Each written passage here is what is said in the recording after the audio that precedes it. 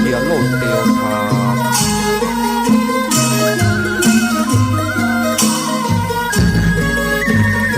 เวลานั้นนะครูบาลักครับครับ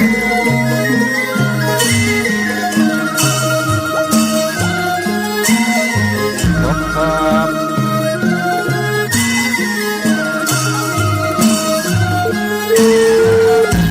กรุณารอสักครู่ค่ะลองพูดแค่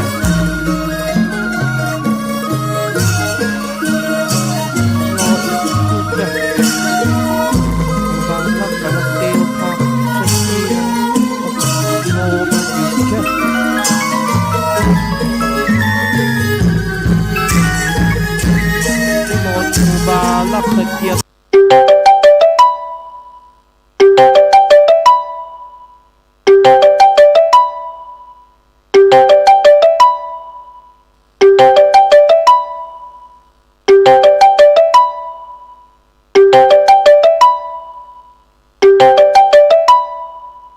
ทั้งหลายขอกราบไหว้สาบุญญาปารมีธรรมท่านอาจารย์ท่านพระครูอภิวัฒนวิกรมรองเจ้าคณะอำเภอดอยหล่อผู้อำนวยการสถานีวิทยุมวลชนคลื่นสีขาวเพื่อชาวประชาเจ้าอาวาสวัดปากกลางเจริญผู้ดำเนินรายการเสียงธรรมแสงอรุณและรายการอู้จาภาษาธรรมพร้อมไปด้วยท่านครูบาอาจารย์พระมหาเถระพระเถรานุเถระพระสังฆพระสงฆ์องค์เจ้าขอกราบไหว้สาบุญญาปารมีธรรมพระเดชพระคุณหลวงพ่อสุนทรธรรมานุโยคที่ปรึกษาเจ้าคณะอำเภอดอยหล่อเจ้าวาดวัดพระธาตุโขงขาวขอกราบไหว้สาบุญญาปารมีธรรมพระเดชพระคุณหลวงพ่อสาธุกิจจานันท์เจ้าคณะอำเภอดอยหล่อเจ้าวาดวัดพระธาตุเจ้าดอยน้อยพร้อมไปด้วยพระสงฆ์องค์เนรทุกรูปทุกองค์ด้วยความเคารพอย่างสูงสุดยิ่งครับผมสวัสดีเจเจแล้วก็พ่อน้อยหนุ่มผาจ้อคนรูปหล่อเตยเลยผมขอก็บอยแสครูบาลักปัญโยนันเหมือนกันนะครับสวัสดีผมขอกราบปอยสาตุลุงนวลโคนรูปหล่อวัดสันเมียงอำเภอเวียงหนองล่องเหมือนกันนะครับผมสวัสดีเนอครับตุลุงนวลตุลุงนวลสบายดีวะครับโอ้ตุลุงนวลจำวัดขี้โมงครับงานมีในวัดทางครับใครนอนมาได้ก็นอนขับมาก็นอนโอ้เปิ้นทำให้ฮีในวัดปึ้งบึ้งมาบ้างมารับได้วะครับจำวัดได้ขอครับได้กะถึงเวลาก็นอนอ่ะครับเป็นห่วงครูบานวลเหมือนกันนะครับเอาขอบคุณเนอะครับผมเป็นห่วงลูกพี่ผมเหมือนกันมันหายดีท้องแล้วกะครับลูกพี่ผมเนี่ยครับก็พอดีอ่ะครับกับเตียวทำลุ่นได้เลยครับผมในมนได้เลยครับผมขอเจริญปอนอย่าคณะสัตยาญาติโยมศรัทธาสาธุชนคนดีเฮาทุกท่านมาแล้วเนอะมาแล้วมาปะกันในรายการสารธรรมยามบ่ายยามแรงช่วงธรรมะเพื่อชุมชนทางสถานีวิทยุมวลชนคลื่นสีขาวเพื่อชาวประชาและเครือข่ายก็มาปะกันตั้งแต่เวลาบ่าย3 โมงไปจนถึง5 โมงแรงก็โดยมี9 กระผมอาตมาภาพสามเณรรักปัญโยนันท์วัดสันเหมืองตำบลหนองล่องอำเภอเวียงหนองล่องจังหวัดลำพูน เป็นผู้รับผิดชอบดำเนินรายการตั้งแต่เวลานี้เป็นต้นไปทางสถานีวิทยุคลื่นพระพุทธศาสนาการศึกษาและวัฒนธรรม 104.50 วัดไฟหินตำบลสุเทพอำเภอเมืองจังหวัดเชียงใหม่สถานีวิทยุห้วยตองซักเรดิโอ 98.75 เมกะเฮิรตซ์ตั้งอยู่วัดห้วยตองซักตำบลกวางเปาอำเภอจอมทองจังหวัดเชียงใหม่แต่ที่เนาะสถานีวิทยุ104ก็เมตตาธรรมของท่านอาจารย์ท่านพระครูสมุวิสุวัฒน์วรกิจโตเนาะสถานีวิทยุห้วยตองซักนี่ก็เมตตาธรรมของหลวงพ่อวาปีวรมณิตกับท่านอาจารย์ชวริตชยวังโสสถานีวิทยุมนเสียงธรรม 106.50 เมกะเฮิรตซ์วัดบุปารามตำบลจ้างเครื่องอำเภอแม่แจ่มจังหวัดเชียงใหม่โดยเมตตาธรรมของพระเดชพระคุณหลวงพ่อมงคลวิสิทธิ์เจ้าคณะอำเภอแม่แจ่มและท่านปรัตน์อุทัยทั้งสองท่านสองอุทัยสถานีวิทยุแม่วางเรดิโอสถานีวิทยุสีพันเงินเรดิโอสถานีวิทยุบ้านแป้นเรดิโออันนี้ก็คือสถานีวิทยุต่างๆที่เปิดรับสัญญาณตั้งแต่เวลานี้เป็นต้นไปขออนุโมทนาสถาญาติโยมที่ได้ฟังคลื่นทุกสถานีในโอกาสวันนี้มาปะกันวันนี้เป็นวันอังคารวันนี้เป็นวันอังคารที่6 มกราคมพุทธศักราช 2569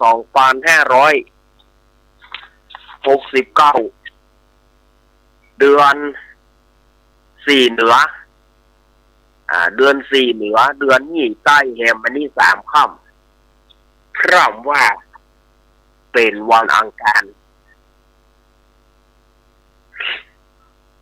สถาญาติโยมสาธุชนทั้งหลายโอ้อาตมาอ้วมอรไทยเลยเนอะสถาญาติโยมเพราะว่าเจอวัดเข้าเต็มเป่าเนาะหลังจากที่อาตมาไปร่วมงานที่วัดห้วยงูหน่อยอำเภอฝางอาตมาก็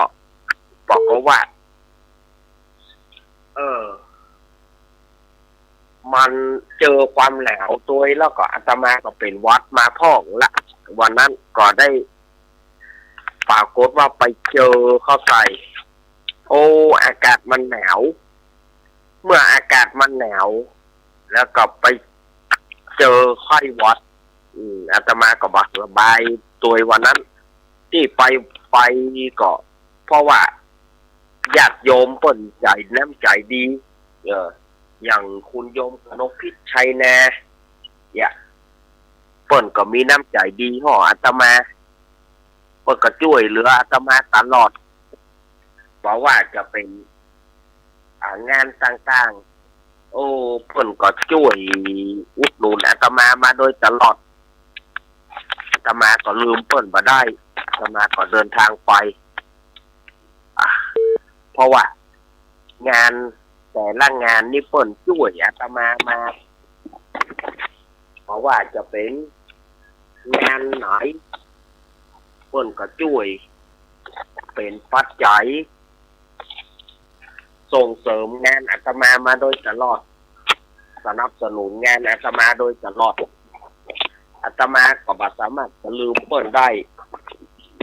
ฉะนั้นงานเปิ้นมีอาตมาก็ต้องไปร่วมเปิ้นอาตมาก็เลยไปไปกลับมาก็บอกว่าอาการไข้ก็นักปีกมาในวันนั้นก็มาได้จัดรายการธรรมะคลายเครียดสักคำก็เพราะมันเบาไหวอายตัวอย่างตัวก็มากระทั่งวันนี้ก็ยังมีอยู่น้อยๆอยู่ยังมีอยู่น้อยๆอยู่แต่ก็พอที่จะ ดำเนินรายการได้อยู่เนาะพอที่จะมาดำเนินรายการได้อยู่ฉะนั้นเมื่อมาได้ก็มามาจ๋าศรัทธาญาติโยมเศร้าที่เวลามันจะเอื้ออำนวยให้เพราะว่าก็โหมันก็สุดวิสัยอะเนาะบางฝ่องก็บอกว่าก็ไปแน่แนวก็ยังได้เปิ้นมีงานเมื่อเปิ้นมีงานถ้าเราบอกไปห่วมเปิ้นเราจะยิ่งอย่างใดเปิ้นมีงานเราก็ต้องไปห่วมเปิ้นเขาบอกไปห่วมเปิ้นมันก็ดูบ่งามบ่ดีเปิ้นมีงานแล้วเขาจะบอกไปห่วมเปิ้นอีกมันก็ดูบ่งามบ่ดีฮะเมื่อว่าเปิ้นมีงานคือเสื้ออย่างเขาบอกไปอย่าถ้าญาติโยมว่า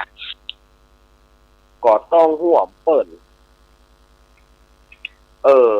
ก็ครูบาอาจารย์ทุกรูปทุกองค์เปิ้นก็ไปไม่ใช่เฉพาะเฮาคนเดียวครูบาอาจารย์เปิ้นก็ไปเปิ้นไปได้เฮาก็ไปได้แต่ว่ามันเพราะว่าอาตมาก็ตึงบ่ค่อยสบายไปอยู่แล้วตั้งแต่วันก่อนละตั้งแต่วันก่อนอาตมาก็ตึงบ่ค่อยสบายอยู่ละแต่ก็เนี่ยได้เพราะว่าได้รับปากญาติโยมเมื่อได้รับปากญาติโยมแล้วก็จำเป็นที่จะต้องไปห่วมเปิ้นถึงแม้มันจะเน็ตเลยเพียงไหนก็ต้องไปอาตมาก็ต้องไปสถานญาติโยมฉะนั้นญาติโยมก็จะไปตือว่าบางคนอาจจะโกรธจะเครียดว่าอาตมาเหมือนหน้าที่จะไปเลยจะไปว่าเพราะว่างานนี้มันไปเพราะบุญอย่าเน็ตเลยเพียงไหนก็ไปด้วยบุญสถานญาติโยมก็ต้องไปคิดก็ต้องไปซีเรียสอย่างนั่งแหนละเขาคิดว่าเขาไปเอาบุญกับตาอันนะเนาะ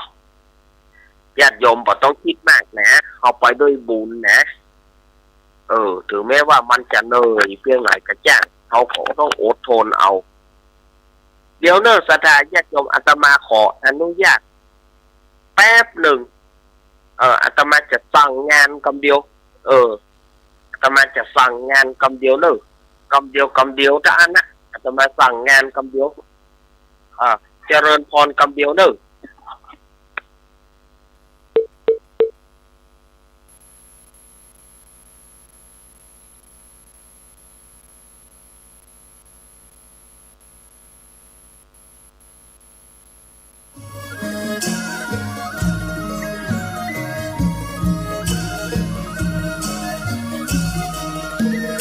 สัญญาณหลุดอีกสักครู่นะครับสัญญาณหลุดสัญญาณที่ครูบาล็อกปัญโยนันหลุดสัญญาณหลุดนะครับสัญญาณหลุดติดต่อหาครูบาก่อนนะครับสัญญาณหลุด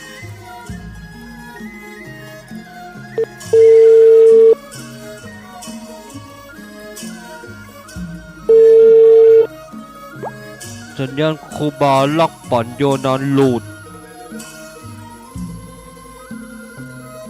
สัญญาณครูบาล็อกปัญโยนันหลุดว่างนี้มันเป็นอย่างสัญญาณมันคิดหลุด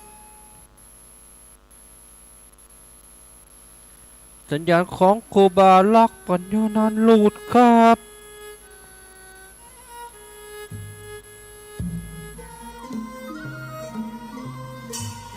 รอสัญญาณอีกสักครู่นะครับ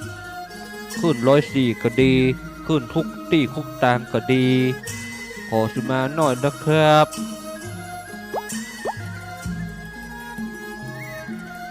สัญญาณหลุดครับ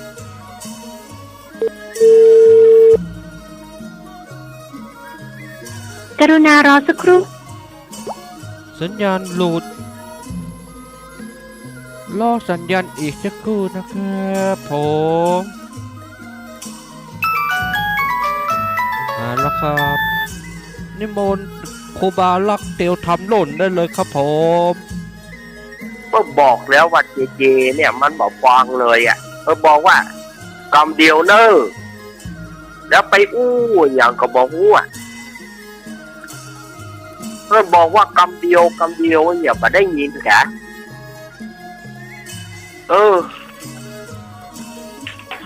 ศรัทธาญาติโยมเหยเขาบอกว่ากำเดียวเขาทำธุระกำเดียวก็นึกว่าเขาจะเข้าใจแต่ว่าเขาซ้ำว่าบอกหูแต่หมดศรัทธาญาติโยมเหยมาละบอกว่ากำเดียวขอทำธุระกำเดียวก็ได้ก็น่าว่าบอกเข้าใจมาละวันนี้ก็งานต่างๆเรียบร้อยละป่ะก็เหนื่อยพอสมควรเนอะศรัทธาญาติโยมเนอะแต่จะเหนื่อยเพียงไหนก็เมื่อได้ปะกันก็สบายใจศรัทธาญาติโยมเฮาก็ได้ไปปะกันงานหันนี่บอกว่างานใกล้งานไกลก็ได้ไปอู้ไปจากันฟ้องงานต่างๆเนาะเหนื่อยฟ้องบ่เหนื่อยฟ้องก็ค่อยว่ากันเมื่อมาปะกันแล้วศรัทธาญาติโยมบัดเดี๋ยวนี้เฮาก็ปีใหม่เนาะเฮาทำบุญปีใหม่กันได้6 วันแล้วนะเพิ่กำเดียวด้านนะงานปีใหม่เฮาได้6 วันแล้วโอ้กำเดียวงานเฮาก็ล่วงไปแต่ละอย่างศรัทธาญาติโยมเฮาตอนนี้ก็วันงานช่วงนี้มันเป็นงานบุญงานกุศลก็จะเหลืองานในอย่างวันเด็กแห่งชาติอะไรละศรัทธาญาติโยมว่าวันเด็กแห่งชาติก็จะมาถึงแถมแล้วงานวันเด็กแห่งชาติใกล้เข้ามาเด็กไทยคือหัวใจของชาติเด็กฉลาดชาติเจริญเด็กไทยคือหัวใจของชาติอันนี้เป็นสโลแกนที่เก่าๆสมัยก่อนๆมาที่เราได้ยึดได้ถือกันในปัจจุบันที่เราก็ละเลยกันไปเขาว่าเด็กไทยคือหัวใจของชาติสมัยบัดเดียวเราก็เปิ้นก็มีคำขวัญของนายกรัฐมนตรีทุกยุคทุกท่านเปิ้นก็มีคำขวัญวันเด็กแต่ละครั้งเปิ้นก็มีคำขวัญของเปิ้นมาแต่คำขวัญที่เก่าแก่ที่เราจำกันได้ดีนะก็คือเด็กไทยคือหัวใจของชาติเด็กฉลาดชาติเจริญศรัทธาญาติโยมเด็กไทยคือหัวใจของชาติเด็กไทยเนี่ยเป็นหัวใจของชาติในอนาคตภายภาคหน้าเขาจะได้เป็นหัวใจที่แท้จริงเขาจะได้เป็นผู้นำเขาจะได้เป็นผู้พิทักษ์สันติราษฎร์เขาจะได้เป็นรั้วของชาติ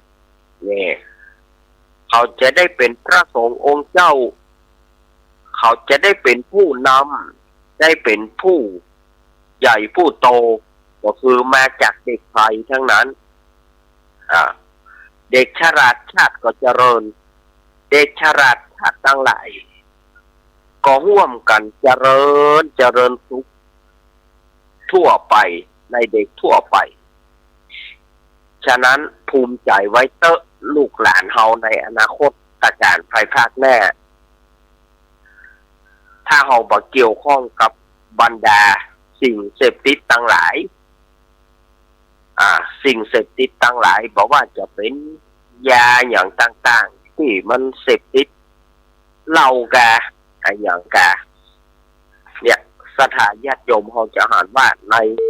อนาคตการเต่าที่เราได้ยินข่าวมาโอ้เยาวชนของไทยเรานี่ก็ไปหลงกับยุกกับยาไปหลงกับสิ่งอบายมุขต่างหลายเพราะว่าสิ่งบาเดียวนี้มันจูงใจกันนักฉะนั้นสถาญาติโยมก็ต้องระมัดระวังอย่าให้เยาวชนของชาติได้ไปเป็นทาสยาเสพติดถ้าเยาวชนของชาติไปตกเป็นทาสยาเสพติดเสียแล้วประเทศไทยเราจะอยู่ได้หรือหากว่ากำลังของชาติเรายังหลงอบายมุขต่างๆอยู่เขาก็จะเสียไปนะอนาคตของไทยเขาก็ปกป้องเอกราชกันมาสักกี่รุ่นสักกี่ครั้งจนแม้กระทั่งบัดเดียวเนี่ยในบรรดาทหารตั้งหลายก็มาจากเยาวชนของชาติเด็กไทยหัวใจของชาติมาแล้วณปัจจุบันเนี่ยเขาก็ยังช่วยตรึงกำลังเอาไว้อยู่ชายแดนพวกเขานี่ร้อนได้อาบอยากได้กินหนาวก็มีน้ำอุ่นเนาะสถาญาติโยมหนาวก็มีน้ำอุ่นหนาวก็มีผ้าห่มร้อนได้อาบอยากได้กินอยากกินเมื่อใดก็ได้กินแต่ทหารชายแดนเขาแทบจะบ่ได้กินแทบจะบ่ได้นอนคืนนอนก็บ่ได้ฆ่าศึกศัตรูก็ล้อมรอบจะฆ่าฉะนั้นเหล่าบรรดาทหารทั้งหลายก็ต้องปกป้องเอกราชของไทยเขาก็ปกป้องเอกราชของเขาก็ปกป้องเอกราชของเราอันเนี้ยเพลงของเด็กไทยคือหัวใจของชาติเด็กฉลาดเท่าใดชาติก็เจริญตะอันเด็กฉลาดชาติเจริญเขาก็ได้มีครูบาอาจารย์ก็มาจากเยาวชนของชาติต่างๆพ่อหลวงผู้นำอย่างต่างๆฉะนั้นคนเฮาเนี่ยเปิ้นเปรียบเหมือนมือแค่นิ้วตุลุงทองเปิ้นก็เคยบอก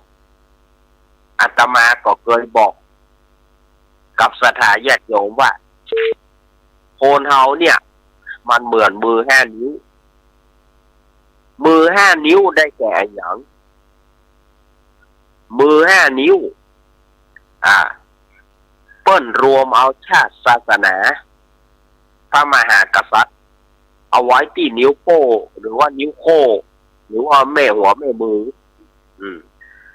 คนใดตัดหัวนิ้วโค้ออกคนนั้นก็แสดงว่าทำลายชาติศาสนาพระมหากษัตริย์เปิ้นรวมไว้นี่หมดนิ้วโค้ความเป็นใหญ่นะเจ้าอาวาสป่อหลวงอย่างมื้อเนี่ยเปิ้นรวมเอาไว้อยู่เนี่ยว่าเป็นนิ้วใหญ่ขาดนิ้วโค้ไปแล้วก็เอาหนีบมาได้กำจ้อนก็กำมาได้แม่นก็จะได้ญาติโยมกำจ้อนก็กำมาได้จะเอานิ้วจี้กับนิ้วกลางมันหนีบจ้อนไว้มันก็บ่เหมือนนิ้วโค้คันหนีบ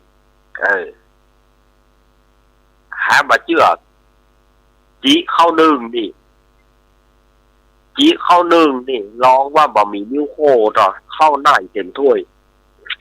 มันหนีบมาได้นิ้ว2 นิ้วมันหนีบมาได้มันแน่ก็จะหยาดลงถ้านิ้วโค้นี่มันช่วยผลักดันคือเข้าขึ้นมาได้น้ำแกงขึ้นมาไปบ่พอได้เหงื่อมันขึ้นมาถวยปริมาณมันก็นักขึ้นมานิ้วจี้ไปทางไหนผู้ใหญ่บ้านครูบาอาจารย์ ผู้นำต่างๆพ่อหลวงกำนันในอำเภอผู้ว่าเปิ้นรวมเอาที่นิ้วจี้ขาดนิ้วจี้เอานิ้วอื่นจี้มันก็บ่เหมือนมันนิ้วจี้เป็นผู้ชี้นำจี้ไปทางใดเอานิ้วโค้จี้ก็บ่ได้แงนแท็กเอานิ้วกลางจี้ก็บ่ได้มันบ่ยอมไปมันบ่ใจนิ้วของมันที่มันควรจะไปมันทำหน้าที่บ่ถูกเอานิ้วกลางไปจี้มันก็ซื่อฝึกดึกเอานิ้วโค้ไปจี้มันก็แงนแท็กมันบ่ใจของเปิ้นกระถายจะยมนิ้วจี้ไปทางใดมันถึงแม่นแน่นออกคนเดียวมันนิ้วจี้เนี่ยมันจะแม่นแน่นออกคนเดียวมันปูนเนี่ยไปทางนั้นพอทางนี้เนอะมันจี้บอกคือเหมือนลูกศรลูกศรก็มาจากนิ้วจี้นั่นนะจี้ไปทางนี้เนอะมันก็จะไปทางนี้นิ้วกลางยาวกว่าเปิ้นหน้าที่ของมันก็มีล้างเกี้ยวล้างเกี้ยวนี่ต้องยกขึ้นนิ้วกลางนิ้วกลางนี่เป็นผู้ที่มันนิ้วมันยาวหรือเปิ้นลองเอามาวัดกันนิ้วกลางจะยาวกว่าเปิ้นหมดก้นเกี้ยวมันเลิกหรอกก้นเกี้ยวมันเลิกเมื่อก้นเกี้ยวมันเลิกแล้วเขาจะเย่จะใดก็ต้องอาศัยนิ้วกลางคอยล้างเกี้ยวขึ้นถึงก้นมันย่างลงถึงก้นเกี้ยวล้างมันได้สบายมากแต่ส่วนว่านิ้วนางนี่มันเป็นนิ้วที่งามประดับความงามใส่แหวนใส่โซ่ใส่แหวนนิ้วนางเอาใส่แหวนมันงามถ้ามีนิ้วนางเขาไปใส่นิ้วกลางบางทีก็โหลมไปเอาไปใส่นิ้วจี้ก็กลับไปมันบ่เหมาะผสมกันเอาไปใส่นิ้วนางเหมาะเจาะกันพอดีเข้ากันได้มันจะโหลมจะกลับเกาะมันก็งามของมันนิ้วนางเนี่ยนิ้วนางนี่เป็นเหมือนกุลสตรีนิ้วนางนี่นะเหมือนกุลสตรีซึ่งรักษาความงามเอาไว้ความงามนี่ต้องยกขึ้นนิ้วนางประดับประดาให้มันงามแหวนเอาประดับประดาให้มันงามนิ้วนางเป็นนิ้วที่งามแต่นิ้วทุกนิ้วเนี่ยมันก็ช่วยกัน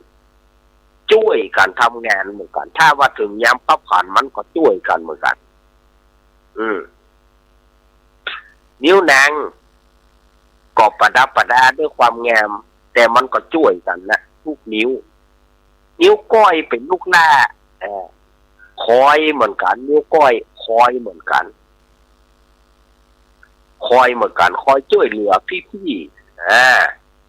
นิ้วก้อยนี่นะคอยช่วยเหลือพี่ฉะนั้นคนเฮาเนี่ยมัน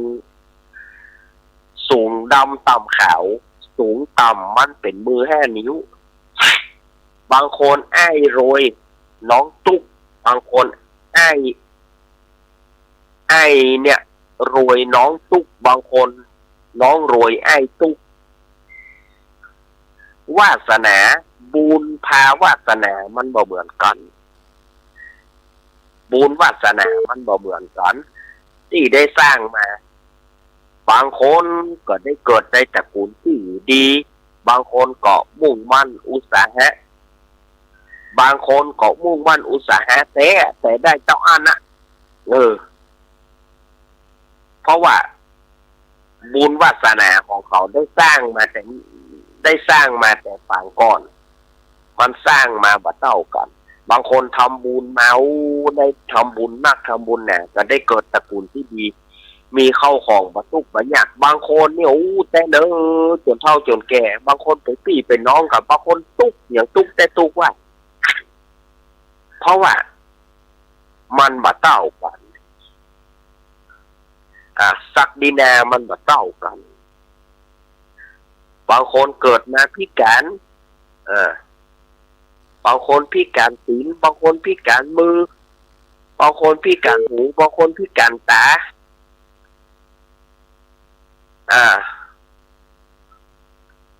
เขาก็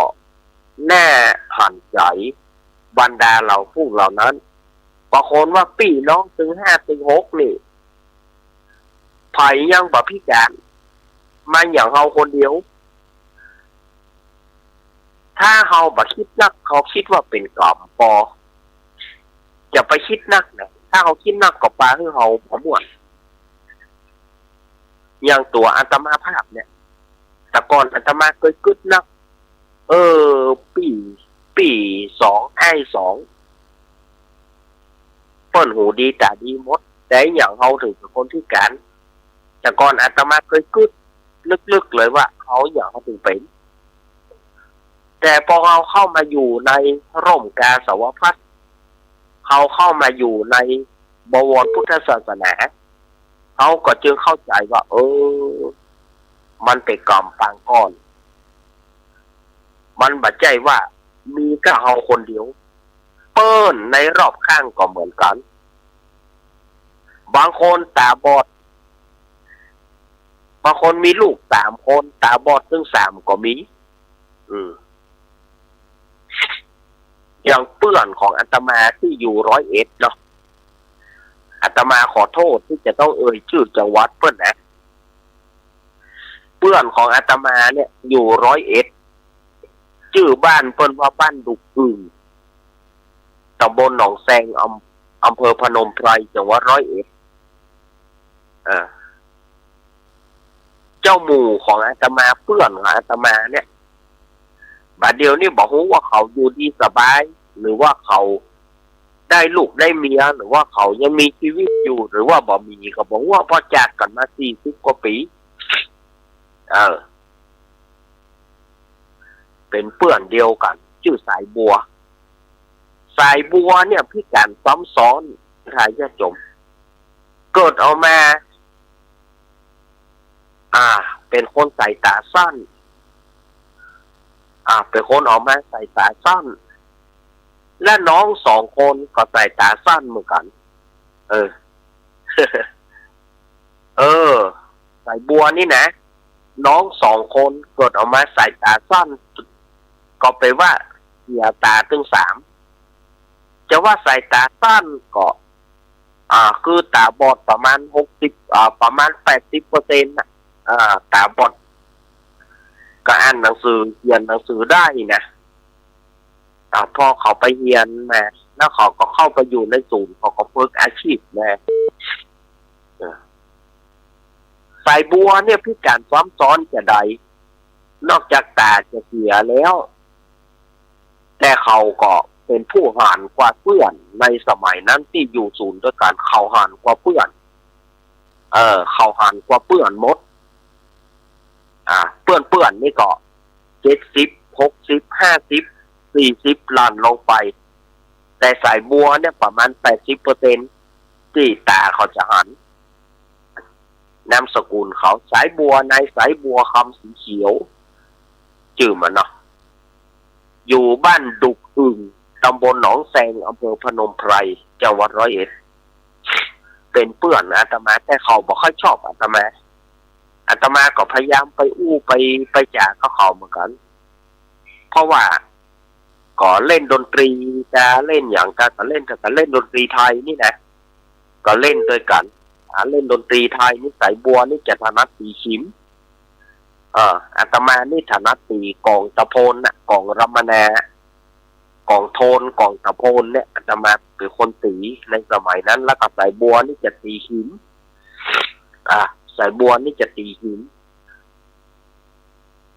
แต่ที่อาตมาว่าเขาพิการซ้ำซ้อนจะใดเขาพิการซ้ำซ้อนเพราะว่าเสียงเขาแหบก็ได้ญาติโยมเสียงแหบอินดูเขาเหมือนกันนะเสียงแหบเขาก็พยายามไปเขาก็จังไปล้อมันเขาก็จะไปล้อไปอย่างมันเขาก็ป่าล้อก็อินดูเหมือนกันเสียงมันแหบแต่มันข้างห้องเพลง เสียงแหบ ก็ปล่อยให้มันแหบมันก็ร้องเพลงได้มันบ่ได้ครับ มันแหบเกิน ว่ามันจะแหบระดับสายยานแล้วมันแหบยิ่งกว่าสายยานอีกนะฮะเมื่อเขาเสียงแหบเขาก็หาวิธีอย่างใดได้เลือกศิลปินน่ะเขาก็ต้องหาทางเขาใช้วิธีอย่างใดสถานยมผิวปากผิวเป็นเพลงคะแนนบอกเจ้าเพลงไหนบัวเล่นบัวผิวปากเพลงนี้นะเขาผิวได้หมดผิวปากม่วนผิวปากร้องเพลงบ่ได้แม้เพลงชาติก็ร้องบ่ออกต้องผิวปากเราก็หูกันครูบาอาจารย์ก็หูกันเอาใส่บัวผิวปากพ่อใส่บัวร้องเพลงชาติก็ได้ถามว่าร้องได้รู้หมดแต่ว่าร้องบ่ออกเวลาถ้าว่าไปร้องเพลงชาติเสียงเจ้าหมู่เสียงนักเรียนคนต่างๆจากกรบเสียงแกหมดบางคนเคยว่าใส่บัวอย่าร้องเพลงชาติแกร้องบ่ได้แกร้องบ่ออกแกก็ต้องใช้วิธีผิวปากแต่ถ้าว่าผิวเพียงผิวปากอยู่ที่ไหนแปลว่าใส่บัวอยู่ที่นั่นใส่บัวผิวปากนี่อันนี้ก็คือพิการซ้ำซ้อนพ่อแม่เนี่ยพิการซ้ำซ้อนมีลูก3 คนเป็นคนสายตาสั้นหมดก็แยกกันคนหนึ่งไปอยู่ศูนย์อาตมาก็คือสายบัวคนหนึ่งไปอยู่ที่พญาไทคนหนึ่งไปอยู่ศูนย์ที่กรุงเทพศูนย์คนตาบอดกรุงเทพไปอยู่กับคนที่คนต่างเพราะว่าศูนย์ไม่ยิงเนาะศูนย์ไม่ยิงก็ต้องแยกกันไปสายบัวนี่เป็นพ่อใจแต่ก็อยู่ศูนย์อาตมาภาพความจริงนะสายบัวเป็นรุ่นพี่ของอาตมาก่อนเขาก็อยู่หั่นมาก่อนละแล้วเขาปิกไปฟื้นฟูแถมครั้งหนึ่งมันในยุคอาตมานั้นอันเนี้ยสถานญาติโยมถึงบอกว่าคนเฮาเนี่ยส่วนมากคนตาบอดคนพิการสายตานี่ส่วนมากจะเป็นคนทางอีสานนักกว่าภาคอื่นภาคอีสานนี่ลูกออกมาจะตาเสียนักอาตมาก็บอกเหตุผลคนใดเหมือนกันว่าคนตาบอดถ้าจะยกระดับว่าคนตาบอดต่างๆนี่นะต้องยกคือภาคอีสานนักกำเดียวที่เป็นคนพิการสายตานักเป็นอันดับหนึ่งแล้วก็ครูของอาตมาแห่งท่านหนึ่งก็คือคุณครูประมวลนี่ก็มีพี่น้อง4 คน3 คนนั้นรวมถึงครูนะครูประมวลครูประยูนบุญมีหรือว่าบุญมีนี่ภายหลังมาเป็นเสียชื่อว่าเสียชัยวัฒน์ภายหลังมาชื่อว่าเสียชัยวัฒน์เนี่ยเขามาเปลี่ยนจากบุญมีแต่ก่อนเพื่อเรียงกันแล้วประมวลประยูนบุญมีบุญทรงปรากฏว่าประมวล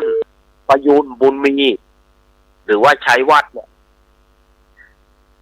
เกิดมาตาเสียตึงหมดครับ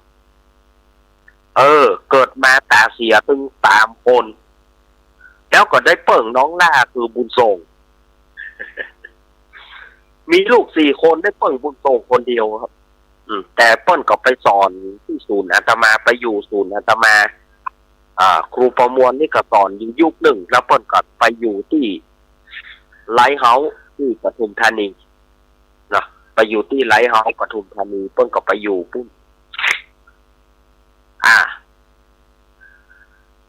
ประยูนนี่รู้สึกว่าจะเสียชีวิตละแต่บุญมีหรือว่าใช้วัดประเดี๋ยวเพิ่มกลายไปเสียละเปิ้ลมีเงินละก็คงจะจ้างน้องล่านั่นนะคือบุญส่งที่ดูแลค รูประมวลเนี่ยเป็นครูสอนช่างไม้ด้วยแล้วก็ในที่สุดก็ครูประมวลนี่ก็ยังโดนพิการซ้ำซ้อนเพราะว่าใจเครื่องยนต์เครื่องจักรช่างไม้เครื่องจักรเลื่อยอย่างเนี้ยก็ทำให้นิ้วแกขาดไปนิ้วแกขาดไปอันนี้ก็พิการซ้ำซ้อนนะศรัทธาญาติโยมว่าความพิการของคนเฮาเนี่ยแต่ถ้าเอาคนเฮาเนี่ยมาย่อท้ออย่างจ้างมันสู้เข้าไปอย่างอาตมาเนี่ยญาติโยมว่าอาตมาเจอคนที่แอนตี้อาตมาเจอคนที่ต่อว่าต่อขานอาตมามีนักป้าป้านในการที่อาตมามาออกวิทยุบางคนก็บอกว่าคนตาบอดจัดรายการมันจะได้ไอ้หยังเนี่ยบางคนก็บอกว่าตาบอดมาเจียมตัวดันมาสอนเปิ้นอาตมาบ่ได้เอากรรมของอาตมาเองแต่อาตมาเอาหลักจากพระธรรมขององค์สมเด็จพระสัมมาสัมพุทธเจ้าเอามาอู้มาจ๋าและชี้ทางให้ญาติโยมเท่านั้นอาตมาจะไปมีความรู้อะไรอย่างอย่าเอามาสั่งมาสอนศรัทธาญาติโยมบางคนบอกไม่อยากฟัง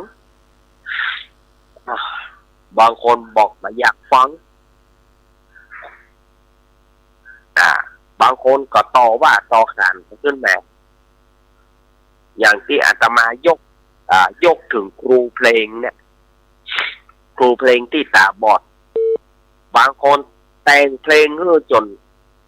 คุณผู้ฟังดังที่เพื่อศรัทธาญาติโยมได้ฟังดังทะลุทะลวงอย่างครูสำริดสีเผือกนะสำริดสีเผือกหรือว่าสำริดรุ่งโรจน์เนี่ยแต่งให้แสงสุรีรุ่งโรจน์ดังขึ้นแหมเฮขันมากติ้วกระเป๋าติ้วกระเป๋ากาเมามดกาอย่างกาสามเณรกำพงกำพร้าเหมือนเนี่ยมาจากแสงสุรีรุ่งโรจน์มาจากครูสำริดสีเผือกหรือว่าสำริดรุ่งโรจน์แต่งให้กับแสงสุรีจนดังมาเนี่ยคือเบื้องหลังแต่เพลงที่จะดังนั่นน่ะเปิ้นจะหันว่าเปิ้นไม่ได้สนใจว่าไผ่แต่งแต่ไปสนใจกับนักร้องเป็นยอดนิยมครูสำริดก็เลยเป็นปิดทองหลังพระครูสำริดรุ่งโรจน์เป็นผู้ปิดทองหลังพระ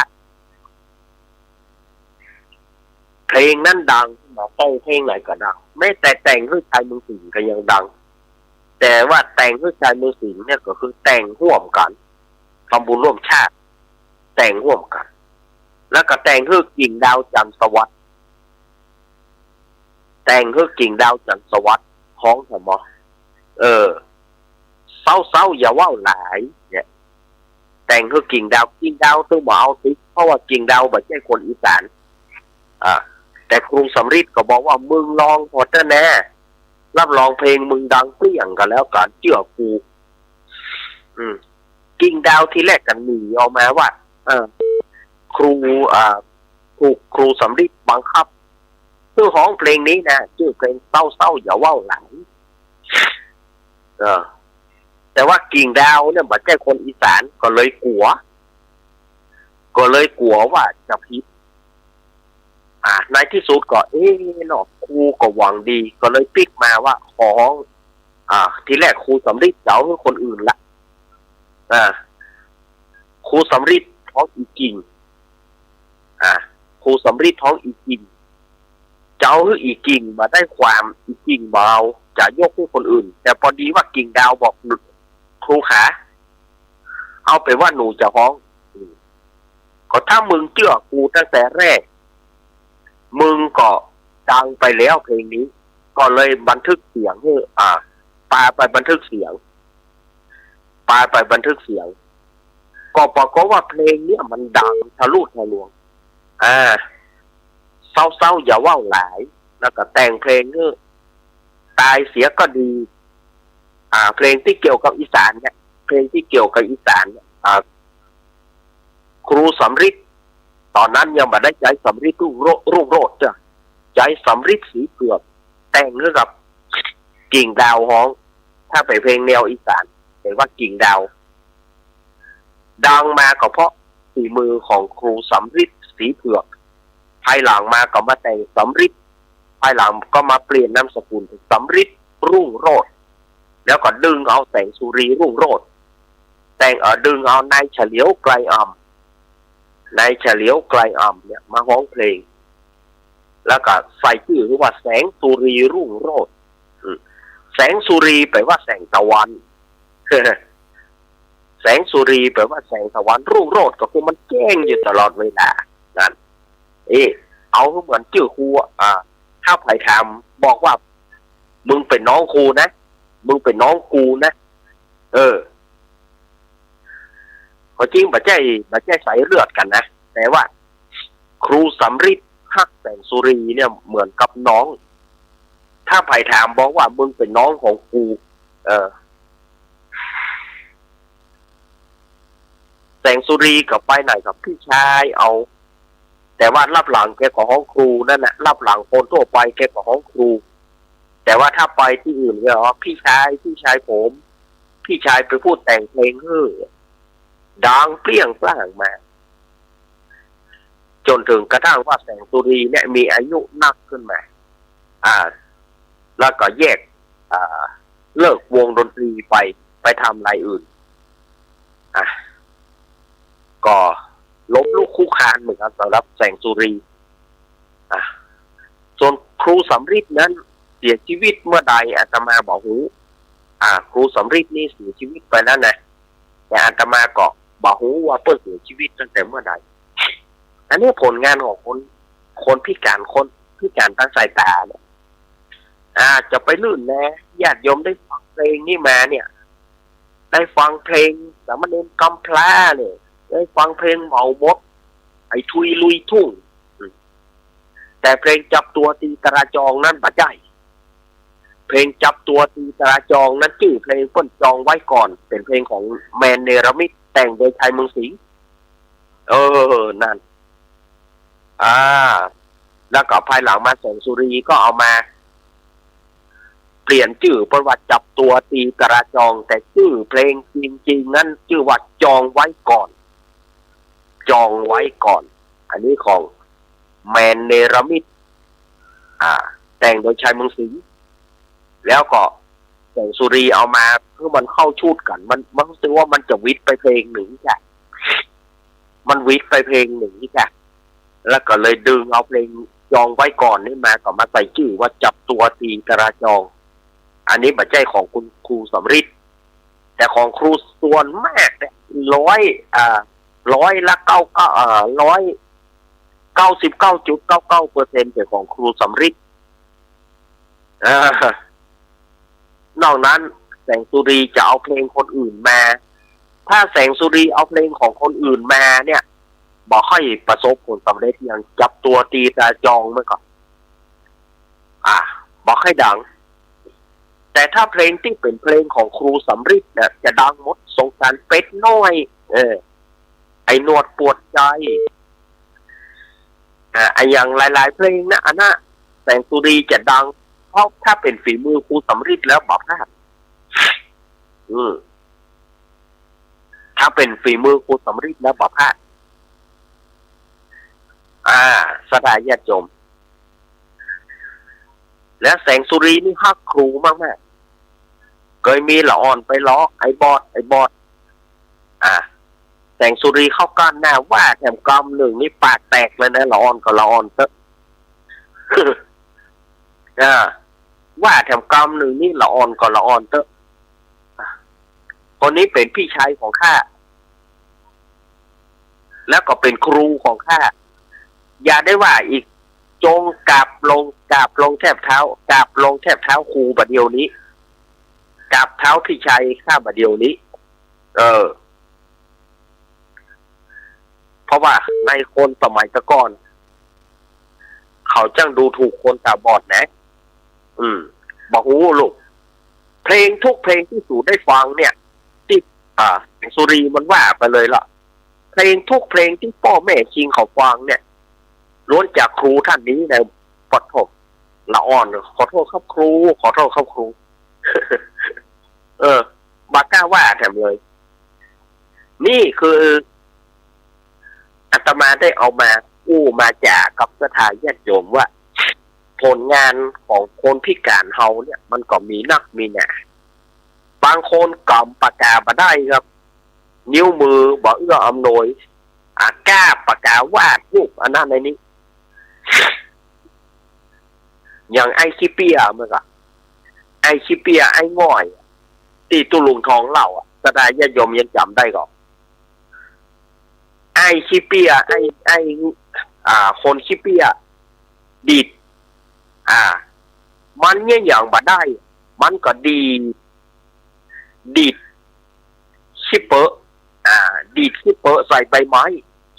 เป็นหูกนั่นหูกนี้หูกตัดหูกสิ่งเนี่ยหมูเลี้ยงควายลูกหมูเลี้ยงวัวเลี้ยงควายปลาปลาเอามันไปอุ้มมันไปนั่งก็เอาคูดดินชิปเปอร์มาให้มันแล้วก็บอกว่าคิงดิดอันนี้เหรอคิงแปลงหูกอันนี้เลยมันก็ดีดแปลงหูกนั่นหูกนี้หูกนั้นหูกนี้โยนกระทั่งพระราชาเสด็จแม่พระราชาเสด็จผ่านพระราชาไปไปทอดพระเนตรผ่าน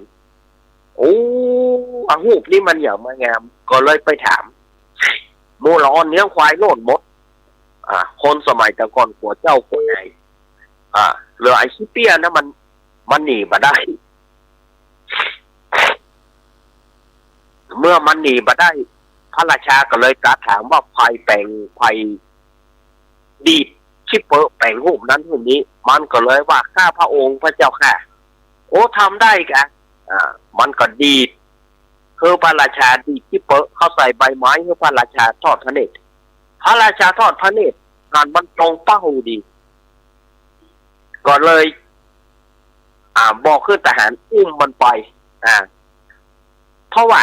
อำมาตย์ของเขาคนหนึ่งมันปากนักขอเจ้าจงไปดีดขี้แปะใส่ปากมันกำดีดขี้แปะใส่ปากมันทหารก็เลยอุ้มมันไปมันตึงเหี้ยงมาได้แล้วหรอกแข้งขามันตึงเตียวมาได้ทอแทะทหารก็เลยอุ้มมันไป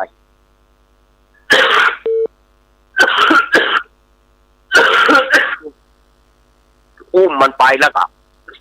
เอามันไปนั่งเอาผ้าฉากผ้ากั้งไว้แล้วก็ให้มันเจาะช่องที่มันจะดีดขี้แปะนะเจาะช่องที่ปากอามาตย์จะอู้นะอามาตย์นั่นเป็นคนที่อู้หรอกเป็นคนที่อู้บอกฟังเนี่ยต้องคนอู้อย่างเดียวสถานญาติโยมมาถึงช่วงนี้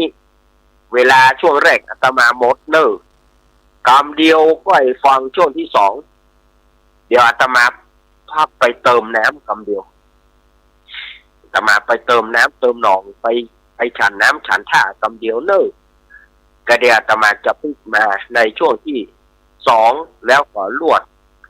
ประกาศประชาสัมพันธ์งานข่าวดำเนาะซึ่งประเด็นนี้เปิ้นก็ตั้งโซฟาที่วัดเนี่ยคำเดียวก็ว่ากันเนาะสถานญาติโยมไปฟังหนีไปไหนก็รออาตมาแป๊บหนึ่งเจริญปอน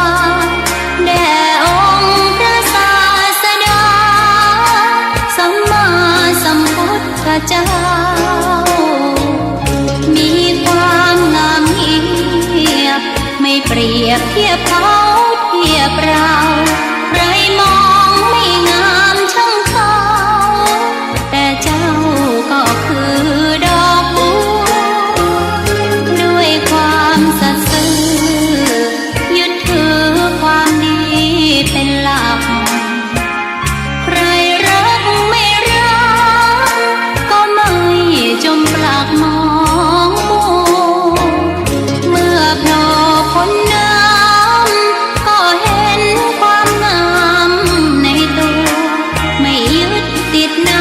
ต้มชั่วขอเป็นดอกบัวดอกเดียว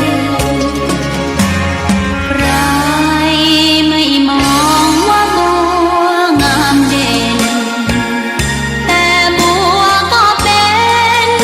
ดอกบัวทุกวันอย่างนี้ไม่อยากเด่นดังแต่มุ่งหวังในทางเด่นดีเกิดมาเพื่อสร้างบารมี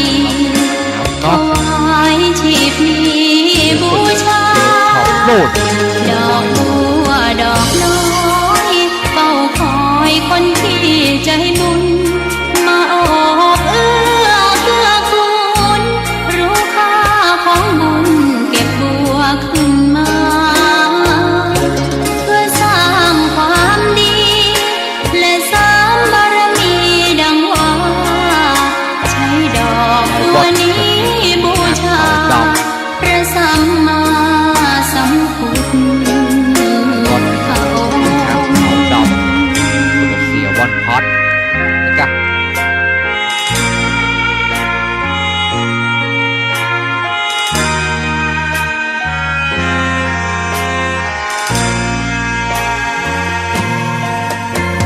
ใครไม่มองว่าบัวงามเด่นแต่บัวก็เป็นดอกบัวทุกวันอย่างนี้ไม่อยากเด่นดังแต่มุ่งหวังในทางเด่นดีเกิดมาเพื่อสร้างบารมีถวายชีพนี้บูชาดอกบัวดอกน้อยเฝ้าคอยคนที่ใจบุญมาโอบเอื้อเกื้อกูลรู้ค่าของบุญเก็บบัวขึ้นมาเพื่อสร้างความดีและสร้างบารมีดังว่าใช้ดอกบัวนี้บูชาพระสัมมาสัมพุทธพระองค์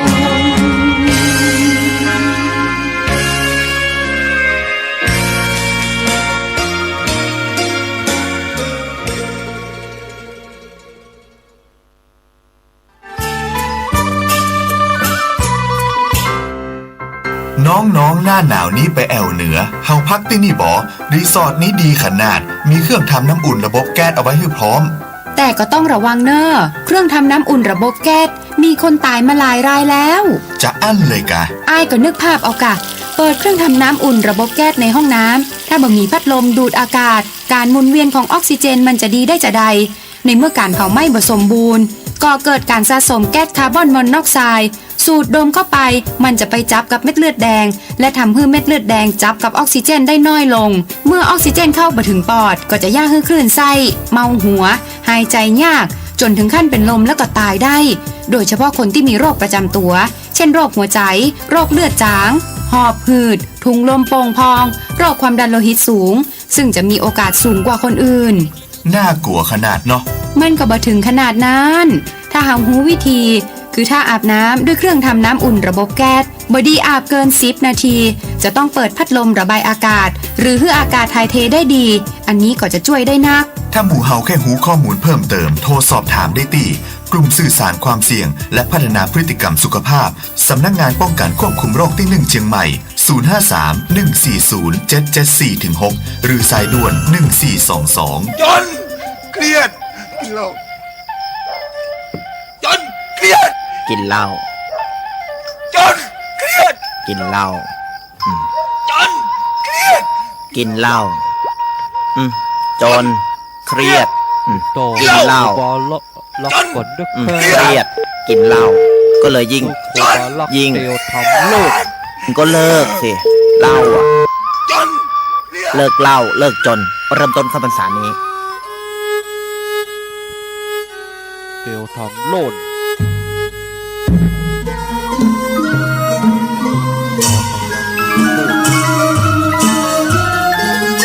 นิมนต์ครูบารับเดียวทำโลดนั่นเลยครับผ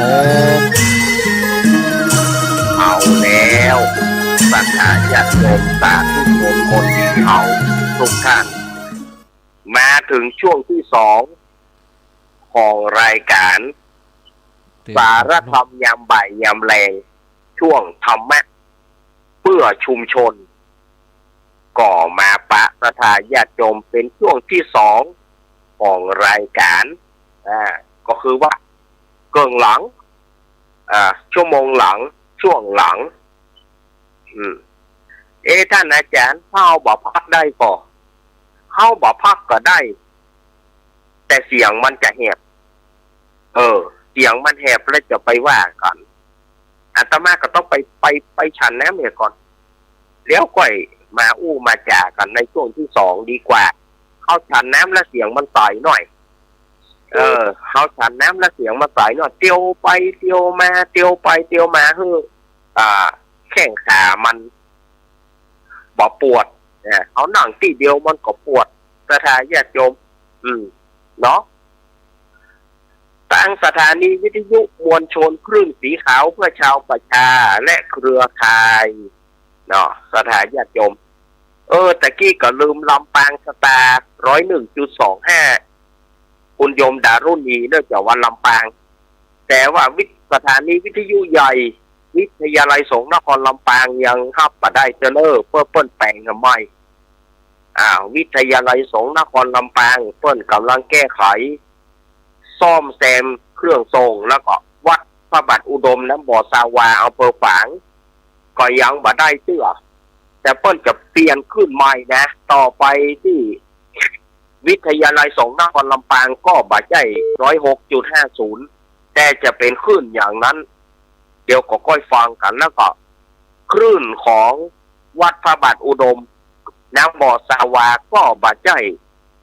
100.25 แล้วก็บาดใจ 100.25 แล้วก็จะเป็นคลื่นใดบอกว่าเพิ่นจะมีคำตอบเร็วๆนี้ก็ท่าฟังกันต่อไปเอาฟังกันที่ตะกี้อาตมาเล่าไปตะกี้เนาะเรื่องไอ้ชิเปียดีที่แปะนี่นะเสนามาตมูทหารก็อุ้มเอาไอ้ชิเปียนี่ไปถึงก็เอาให้มันนั่งที่เอาให้มันนั่งหลังฉากซะเนาะแล้วก็เจาะหูอย่างเอาหมาดคนนั้นก็เดี๋ยวเอาหมาดคนนั้นตึงมาแล้วมันจะมามันโดยที่มันบอกหูตัวตั้งเป้าไว้แน่คือไอ้ชิเปียเนี่ยดีชิแปะเข้าได้ถนัดเอาก็ได้เวลาหรอได้เวลาแถมวันหนึ่งกินข้าวไงแล้วเขาก็เอาไอ้ชิเปียเนี่ยขึ้นไปเข้าไปนั่งที่บนตำหนักแล้วก็อย่างที่ว่าเนี่ยเอามันนั่งแล้วก็เจาะหูผ้าซื่อแล้วพอดี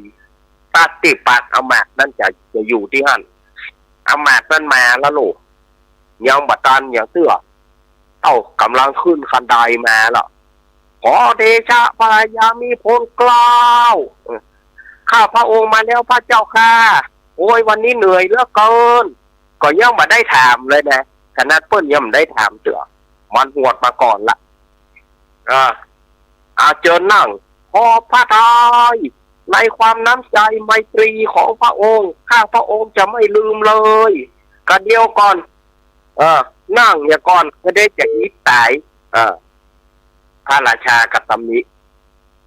นั่งแล้วพระเจ้าค่ะมีเรื่องอะไรจะให้ข้าพระองค์รับใช้บอกมาได้เลยพระเจ้าค่ะวันนี้ท่านไปไหนมาอย่างมาขวายทำไมถึงมาสายโอ้ขอเดชะพายามิพลเกล้าหมูก็ดีหื้อเข้าเนี่ยหมูก็ดีเขืองัวควายก็ดีเอาออกแหล่งแล้วมันอ้างไปสารพัดในช่วงจังหวะนั้นน่ะไอ้ขี้เปียนะก็ดีดขี้แปะเข้าปากมันจริงๆดีดขี้แปะเข้าแบบในจังหวะที่มันมันหมูคิงลูกมันหมูคิงลูกไอ้ขี้เปียนะก็ดีดขี้แปะช่วงที่มันนั้นดีดเข้าปากมันจริงๆสักกำเดียวจุกแล้วลูกกำเดียวมันกัดแล้วลูกทำไมไม่พูดอีกล่ะขอเดชะพายามีผลเก่าวันนี้ไม่รู้เป็นอะไรเข้าก็กินเท่าเดิมวันนี้ โอ้ยมันรู้สึกจุกอยู่ที่ท้องพระเจ้าค่ะมันกล้าแต่เนาะมันกินขี้แป้ปลาหมูตัวมาลูกไอ้ขี้เปียนดิบแบบช่วงจังหวะมันอู้มันก็ดิดเข้ามันลืนขี้แป้ไปเต็มเปาอ่ะ มันก็ไปมีว่ะ มันก็กัดจ้ะเนี่ยตั้งแต่นี้ไปต้นไปนะท่านกินขี้แป้ไปแล้วอ่ะที่ฐานานแล้วบอกแหแล้วใครมันบังอาจมาดีดขี้แป้เข้าใส่ปากของข้าพระองค์บอกแต่ท่านกินไปแล้วนักแล้วแน่บัดเดียวนี้ท่านกัดแล้วต่อไปนี้สิ่งที่ควรอู้หรือว่าสิ่งบอกควรอู้คือพิจารณาก่อนจำไว้แล้วพระเจ้าค่ะ น่ะจับหัวมันสถาญาติโยมสาธุชนต่างหลายบางสิ่งบางอย่างที่เขาไม่ควรอู้เขาก็จะไปอู้เตื้อบางทีเนี่ยเขาไปที่ไหนก็จ้างเถอะอย่างที่อาตมาไปเทศธรรมก็จ้างเถอะบางคนนี่หูเหลือเจ้าภาพอย่างที่อาตมาว่านะบางคนหูเหลือเจ้าภาพก่อนเขายังไปยังมาถึงเขายังมาได้นั่งเลยต่อมกล่อมมาท่านเก้ากระป๋ายเนอะเนี่ยใดอ่ะเจ้าภาพเปิ้นเจ็บท้องวะเจ้าภาพเปิ้นเจ็บหัววะก็อยู่ตึงวันยังมาเจ็บ อยู่ตึงวันยังมาเจ็บอย่างวันนี้เนี่ยอย่างที่อาตมาว่าบางทีเนี่ยบางทีเขากำลังจะขึ้นทำแม่อยู่ดีๆบางคนว่าใส่แน่เอาเลยโอ้ตาเปิ้นบอดบอกว่าเปิ้นจะเตะได้ก็บ่ได้แล้วดูถูกกันแต่อาตมาก็เลยบอกว่าถ้าไม่แน่จริงอาตมาไม่ไปงานอาตมาก็เลยบอกว่าถ้าไม่จริงอาตมาไม่มาถ้าบ่ได้อาตมาจะบอกไปเพื่อเสียงานย้อนว่าอาตมาได้นั้นนะอาตมาถึงไปถ้าบ่ได้เขาจะบอกไปเอากันเต้ๆนะแสดงญาติโยมเขาต้องอู้กันเต้ๆอย่างนั้นบางคนโจ๊ะโลว่ามันจะได้เต้ก็มันจะทำได้เต้ก็ลองดูก่อนจ้ะแม่นก็แกงบ่ได้จีนเตื้อแกงบ่ได้จีนเตื้อไปตีโพยตีพายว่าเผ็ดมันบ่ใจตีโพยตีพายว่าผิดมันบ่ใจถูกล่างแกงเนี่ยไม่กินไปเอาแกงเนี่ยมาเผ็ดกินพอก่อนถ้ามันเผ็ดเต็มแก่ก็ก้อยบะกินเขาจะยินเขาจะไปฟังว่าเตื้ออย่างบางคนเปิ้นจะกินจะทานนี่อย่างบางคนเปิ้นจะกินจะทานนะอันนั้นก็บ่ฮื้อเปิ้นทานอันนี้ก็บ่ฮื้อเปิ้นทาน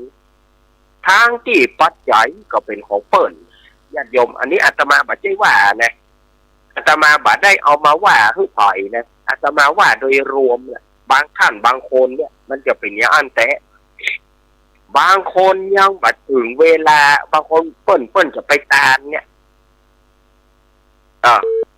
มันไปแล้วลูกอันนี้นะเป็นพ่อเป็นแม่ตามให้ลูกมาได้แล้วลูกมาได้กินน่ะไปหูที่ไหนแม่ ไปหูที่ไหนแม่ว่ามันมาได้กินบางคนก็ไปจ้องพอผัวกับเมียจะไปตานเนอะผัวตานให้เมียมาได้กินเมียตานให้ผัวมาได้กินเขาก็มาถามอาตมาหลายคนละอาตมาว่านอกจากที่เปิ้นมีผัวมีเมียใหม่ด้านที่เปิ้นจะมาตานเท่ากันถ้าเปิ้นยังอะไรกันอยู่สามารถตานได้ก็มีปัญหาตานได้ก็ถ้าเกิดว่าผัวมาตานให้เมียจะกินที่ไหนเมียมาตานให้ผัวจะกินที่ไหนเอาอย่างอี้ดีกว่าตานไปเถอะพ่อกับลูกแม่กับลูกถ้าหากว่าแม่ประทานให้มันจะกินที่ไหนลูกประทานให้พ่อให้แม่จะกินที่ไหน เอาบ่ต้องไปฟังคำพูดคำเพบางคนนี่ชอบจะไปขวางหน้าเปิ้นเวลาการตานทางที่เข้าหนมของเปิ้นกับข้าวกับปีอภันธ์ต่างๆเนี่ยมันเป็นของเปิ้นหมดมันจะเอาตัวไหมแล้วทำไมจะว่าซื่อๆเนี่ยไผ่ฟังน่าจะไปโคตรไหนไผ่ฟังน่าจะไปโคตรบางคนนี่มันใจถ้าจะอู้ไปแล้วมันใจธุระโครงการแต่ว่าไปจ้องเปิ้นจัดการอันนั้นมาได้การนี้มาได้ ไปเอาที่ไหนแม้ไปเอาที่ไหนแม้การได้หมดนอกจากแค่ว่าผัวไปมีเมียใหม่เมียไปมีผัวใหม่แต่อันนั้นที่เปิ้นอย่ามาดานก่อนอันนั้นนี่แสดงว่าตัดรักตัดอะไรกันอันนั้นแน่นอนเขาว่าผัวมันจะต้านให้เมียเก่าเมียใหม่มันต้องบุยปากต้องบอกพอใจเมียจะต้านให้ผัวเก่าผัวใหม่ก็ต้องบุยปากเขาใส่อันนั้นถูกกะแต่ถ้าอู้ถึงว่าการทำบุญทำทานเนี่ยมันทำได้หมดตั้งเหนือเฮาแบบเจ๊ได้แห้งแต่คนเฮาเนี่ยมันไม่ว่ากันเองบางคนกำบะเต้ามาหน่วยบางคนอุ้มบะเต้ามาหน่วยท่านจะตานได้ก็บะเต้าหน่วยเดียวและตานได้คนถึง10 คนอย่างเขาจะรู้กันอย่างมันบัดย่ายสถานญาติโยมมันก็แปลสภาพไปดีเหลือโยมไปพาไปจีบพ่องพาไปจีบเอากระดาษเข้าปานเนี่ยเอาตองกล้วยเข้าปานเนี่ยอันใดจะน่ากินนะท่านเอาเป็นหน่วยฮะนะตู้เจ้าพระเนรก็อย่าไปสั่งพญานาคนเดียวเปิ้นก็จะไปสั่งพญานาคนเดียวเปิ้นเพื่อจะฉันเจ้าฉันเพนเพื่อก็เอาไปสั่งพญานาคนเดียวเพื่อก็อันนั้นน่ะดีโยมเอาผ้าไปจีบเอาตองกล้วยเข้าปานเนี่ยอันนี้กีบหวยป้อที่กีบหวยแม่บางทีเราอ่อนไปหย่ำเบอมันก็บ้าแน่จริงเนี่ยนะเขาควรตานเขาเข้าใจว่าเขาตานไปแล้วเปิ้นถึงได้ห้ามบางคนไปถามครูบาอาจารย์ก็จะได้ห้ามก่อบางคนไปถามแล้วครูบาอาจารย์ก็ตอบแล้วก็ไปถามก็จะได้ห้ามก่อก็ตอบได้คำเดียวว่าครูบาอาจารย์ทุกรูปทุกองค์ก็ยังล้วนเป็นปุถุชนสถาญาติโยมล้วนเป็นปุถุชนครูบาอาจารย์ทุกรูปทุกองค์บัดได้สำเร็จอริยบุคคลก็ยังเป็นปุถุชนทั่วไปเปิ้นก็ตอบเพื่อญาติโยมสบายใจนั่นแหละตอบเพื่อญาติโยมสบายใจว่าได้ห้ามแต่โยมก็บ่แล้วใจมั้งบางคนก็ไปลองปรุงเปิ้นไปถามเรื่องครูบาอาจารย์ปัญหาอมตะอาตมากับตอบญาติโยมอาตมาจัดรายการมาอาตมาจัดรายการมา19 ปีนะสถานญาติโยม19เข้าปีนี้นะอาตมาก็เจอปัญหาเก่าเจอเรื่องเก่าๆที่ญาติโยมถามมานะเพื่อจะได้รับเนี่ยก็อาตมาก็ตอบไปแล้วบางคนก็มาเชื่อเหรอบางคนไปถามตนอื่นรูปอื่นแนวอื่นไปถามรูปอื่นแถมแล้วบอกไปถามสถานีนี้ไปถามถึงสถานีหรือเปิ้นจัดรายการธรรมะสถานีอื่นเปิ้นก็ตอบพระสงฆ์องค์เจ้ารูปอื่นเปิ้นก็ตอบแบบเดียวกันแต่ว่าตู้เจ้าบอกเพื่อความกระจ่างก็จะไปเพื่อความกระจ่างอย่างไรแถมบอกมันขึ้นอยู่ที่เจตนาของญาติโยมในการจัดการแม่นก็ขึ้นอยู่ในญาติโยมถ้าหากว่าเขาจะตานแล้วเกิดว่าจิตใจเขายังขุ่นมัวอยู่นึกถึงยังโคตรยังเครียดอยู่เขาจะบุญจะถึงเปิ้นไหมบุญก็บ่ถึงเปิ้นเพราะว่าจิตใจเขามันบอกบริสุทธิ์บางทีโคตรอย่างตานนอกวัดเนี่ยก็บางคนเนี่ยให้ตานนอกวัดเอาไปตานนอกวัดปูนปะตานในวัด หาว่ามันเข้าวัดมาได้ต้องไปตานนอก ถ้าไปถามภาคอื่นหรอกถ้าไปตานภาคอื่นนะเปิ้นก็ยังว่าได้เปิ้นก็ตานได้หมด แต่ว่าบ้านตังเหนือเขาเนี่ยถ้าว่าคนตายโหงตายอย่างไปเปิ้นมาฮื้อตานในวัดแล้วต้องไปตานนอกแล้วไปตานนอกเนี่ยบางทีฝนย้อยหน้าตกโซฝนตกย้อยหน้าย้อยตาก่อนนี่โมที่เจ้าไปนั่งนอกวัดนะฝนก็ตกจ้องกับบากางที่เปิ้นเต้นะจ้องกับบากางที่เปิ้นน้ำย้อยหน้าย้อยตาโซบางทีเอาอย่างวางไว้เอาจีนเอาป่าวางไว้มากำเมียวกำมันก็ไปหันเมียวกับป่าหมากับจีนโคตรหมาไล่บุกเมียวอันนี้ก็เสียบุญไปละโยมก็เสียบุญไปละก็ได้รับบุญไปพอแค่ไว้นี่ตามือบอดกันก็ของฟันบาดใจหูแล้วมันเป็นเดรัจฉานมันไปหูอย่างของมันและอีกอย่างหนึ่งมันเป็นของมันกินของมันปะอยู่แล้วมันก็โอชามันอยู่แล้วมันก็กินบางคนโคคือแหมคือเมียวว่าแหมเมียวไปกินของมันก็ตัวเอาไปตามมันเนี่ยมันหันมากับปัดมันหันมากับปัดเนี่ยไล่ปุ๊บแหมไล่ปุ๊บเมียวในการตานอาตมาบอกว่าตานในวัดนั่นน่ะดีที่สุดจะตายยังได้ก็ย่างตานในวัดนั่นแหละบางทีนอกวัดเป็นถนนเนี่ยอาตมาเคยอู้เลยนะนอกวัดโจโลออกไปเป็นนอกวัดเป็นถนนเอาตู้เจ้าไปนั่งเดี๋ยวโลดมาเสยตู้เจ้าเนี่ยหมดโยมใส่หยอดกระไดซาวแบบคุ้มกลางหัวตู้เจ้าไหมไม่คุ้มไม่คุ้มเลยตู้เจ้าตายแต่ห้อมหางูมาได้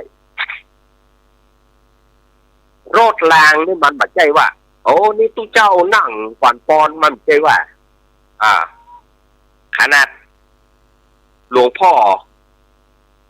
อท่านมหาเจริญสุวัฒโนวัดสันปะคอยเมื่อก่อนขนาดเปิ้นเป็นมหานะเปิ้นเป็นมหานะโลดยามาโจรก็อยู่นี่ที่ว่าท่านมหามิท่านโอ้หลีกอย่างที่หลวงพ่อมหาไม่ยังบาลีกเปิ้นบินทบาทแต่โอ้ท่านมหาบินทบาทยังมาใส่ท่านมหาหลวงพ่อท่านมหาเจริญสุวัฒโนวัดสันปะคอยเลี้ยวขำติ้งแล้วผลท้ายคนที่ขับบอกได้โอ้ผมเมาพ่อมหันหลอดตัวไปพ่อมันว่ามันเมาเมาเนี่ยท้ายมันก็เอาง่ายๆเมาบางหันไม่ว่าท่านมาหาเตียวมานี่มันดึงไว้มึงบาลีก็กูยอกและสดาญาติโยมฉะนั้นในการตานถ้าว่าหน้าวัดมันเป็นที่ถนนก็จะไปนิมนต์ที่เจ้าไปเสี่ยงอันตรายแล้วมันเสี่ยงอันตรายตัวโยมตัวเสี่ยงอันตรายกับตู้เจ้าตัวไผก็คุ้มของตู้เจ้ามาได้ไปนั่งกลางถนนอย่างพี่น้องภาคกลางเปิ้นมาตานเปิ้นมาเที่ยวมาเอี่ยวเปิ้นมาหันเปิ้นก็ว่าดูบ่เหมาะพระอะไรมานั่งกลางทางเขาเปิ้นบอกเข้าใจในบ้านเฮาเนี่ยเขาจะตานนะเอาไปตานนอกวัดปุ่น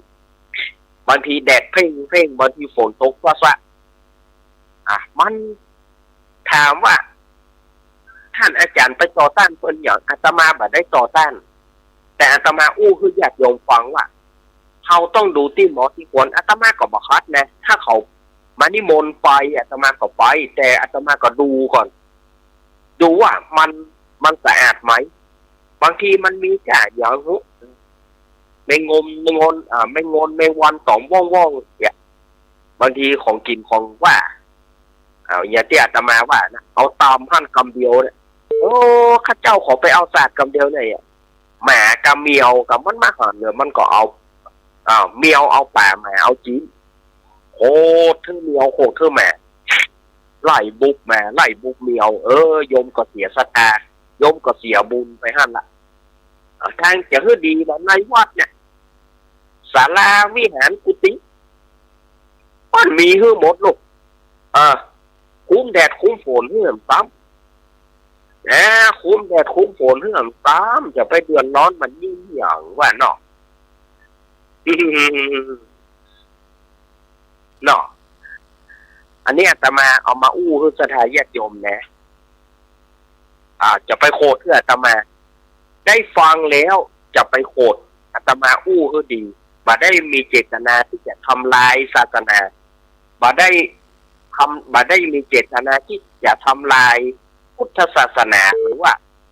ความเชื่อศรัทธาของศรัทธาญาติโยมเพื่อมันพินาศพังลงแต่อาตมาขอเพื่อว่าศรัทธาญาติโยมทำให้มันถูกทำให้มันถูกบางทีมันกลางถนนล้ำไปมันเสี่ยงอันตรายเอาไปตามในวัดนั่นนะมันถึงได้มันอย่างมันจะบัดได้พุทธศาสนาในหลักธรรมข้อไหนญาติโยมเราไปพูดพอพระพุทธเจ้าบัดได้บอกลงว่าดูก่อนอานนท์เธอจงคือเขาไปตามนอกวัดพุทธเจ้าบอกเลยว่าแต่อันนี้มันเป็นจารีตที่น้อยที่สืบกันมาว่าต้องตามนอกวัดตามนอกวัดตามเวลาไหนบางคนว่าเขาตามเวลาไหนก็ได้ท่านอาจารย์เขาตามเวลาบ่ายเวลาแรงได้ก่อนถ้าเป็นสังฆทานเนี่ยได้แต่เป็นภัตตาหารมันโป้นเวลาจะไปที่มันเกินเที่ยงบางคนบอกโอ้ท่านอาจารย์ก็ห่อนึ่งกำลังห่อใหม่เนี่ยก็เขาตานมาได้แกมันโป้นเวลาแล้วความถูกตำหนิจะมีแก่พระสงฆ์ทั้งหลายตู้เจ้าทั้งหลายพระเนรทั้งหลายที่ห้ามในเวลาที่บ่ควรฉะนั้นถ้าศรัทธาญาติโยมจะตานตั้งแต่เจ้ามานะตั้งแต่เจ้าจนถึงเที่ยงนะได้จะไปให้มันเกินเที่ยงเพราะตู้เจ้าทั้งหลายจะถูกคำคารหานินทาถ้าล้ำเที่ยงไปตู้เจ้าจะถูกคารหานินทาแต่บางคนบอกเข้าใจพอนึ่งใหม่นะพอนึ่งใหม่นะตุ๊กขนมก็ซุปใหม่ได้บางคนก็เจตนาก็ดีแต่มันผิดเวลามันผิดเป้าประสงค์มันผิดเวลาที่ตู้เจ้าก็จะฮับแต่บางคนบอกเข้าใจพอตานเวลาไหนก็ได้ไงมันฮับได้แต่เพิ่นแต่เวลาที่แขกอาคันตุกะเวลาที่ตู้เจ้าอาคันตุกะเปิ่นมาหันเข้าใส่เพื่อจะตำหนิตีเตียนว่าพระในวัดนี้อย่างที่โลกฮับภัตตาหารในเวลาที่บ่าควรเปิ้นจะตำหนิกว่าฮับภัตตาหารเนี่ยเวลานี้เปิ้นจะว่าก็จะตำหนิตีเตียนกว่าแล้วเปิ้นจะไปเล่ากันต่อยิ่งบัดเดียวนี่ต้องหาสื่อโซเชียลต่างๆกำเดียวก็ไปโพสแชร์กับเข้าไปเรื่องน้อยกลายเป็นเรื่องใหญ่เนี่ยน้ำพึ่งหยดเดียวน้ำพึ่งหยดเดียวแมงเหยาไปกินก็เป็นโทษย้อนน้ำพึ่งหมดหยดเดียวนั่นจนถึงหมาไปกินหมาก็เป็นโทษเมียวไปกินเมียวก็เป็นโทษเพราะน้ำพึ่งหยดเดียวนะสถานญาติโยมอาตมาฝากไว้นะบ่ได้ว่าคือไผแต่อาตมาอู้คือฟังบ่ได้เมื่อได้ฟังแล้วจะไปโคดว่าอาจารย์ท่านนี้อู้บ่ถูกนี่นะถ้าหากว่ารุนแรงไปก็ขออภัยนะถ้าหากว่ารุนแรงไปก็ขออภัยงานบุญกุศลต่างๆก็ผ่านไปเนาะสถานญาติโยมงานตานเข้าใหม่เดือน4เพลงก็ผ่านไปละงานไหนอย่างแถมต่อไปนี้ก็จะเป็นวันละอ่อนวันเด็กแห่งชาติ บัดเดียวนี่จะมีอยู่ก็แข่งขันการเป่าลูกโป่ง ข่งขันกันเป่าลูกโป่งแล้วก็เป่าได้แล้วเอาลูกโป่งมามัดตีแข่งเอาลูกโป่งมัดตีแข่งแล้วไล่ย่ำของกันเขาก็ไล่ย่ำของเขาก็ไล่ย่ำของกันไล่ย่ำของเขาต่างคนต่างไล่ย่ำลูกโป่งกันยังมีอยู่ก่อนมาเดียว แต่ก่อนที่มีนะเป่าลูกโป่งแล้วถ้าว่าคนใดเป่าบาแตกนี่นะเอามามัดติดหน้าแข้งแล้วก็ป้นแปลงไปกุมลูกแปลงไปป้นจัดไปกุมแล้วก็ต่างคนต่างย่ำของกันไล่ย่ำของกันของเขาทุกย่ำเขาก็บ่ได้คะแนนนะถ้าเขาย่ำของเขาได้เขาก็ได้คะแนนได้ของรางวัลไปนี่แหละเนาะกินขนมโกกระเป๋าแป้งกันเนี่ยนะสมัยก่อนเนาะม่วนงานวันเด็กงานวันเด็กจากวันเด็กก็จะเป็นวันครูเนี่ยจากวันครูก็จะเป็นวันทหารวันกองทัพไทยเนี่ยติดกันนะปีนี้เสาร์ที่2คือได้แก่วันอย่างวันที่10เนาะจากนั้นไป6 วันวันครูจากนั้นไป2 วันวันทหารวันกองทัพไทยสถาญาติโยมโมนแตะโมนวาโมนแตะโมนวาเนาะม่วนแท้ๆล่ะสถาญาติโยมอันนี้ก็เอาเป็นปกิณกะเนอะเป็นปกิณกะคำที่เอามาอู้ในวันนี้เก็บเล็กผสมน้อยเก็บน้อยผสมน้อยเอามาอู้กันนะเอาละสถาญาติโยมต่อไปนี้นะก่อนที่อาตมาจะได้ว่าจะด้วยสาระต่างๆก็บอกคือกับสถาญาติโยมประชาสัมพันธ์งานมรณกรรมก่อนเนาะเนื่องด้วยพ่อช่วยเตชะศรีอายุ72ได้ถึงแก่กรรมไปเมื่อตะวันนี้ประเดี๋ยวนี้เจ้าภาพลูกหลานก็ได้ตั้งศพบำเพ็ญกุศลไว้ที่วัดสันเหมืองตำบลหนองล่องอำเภอเวียงหนองล่องจังหวัดลำพูนกลางคืนก็มีเทศน์และสวดพระอภิธรรมกำหนดชาปนกิจศพกำหนดจะเผาศพในวันพฤหัสบดีที่8วันพฤหัสบดีวันพัดที่8มกราคม2569ที่ชาปนสถานที่สุสานปัจจาหน้าวัดสันเหมือง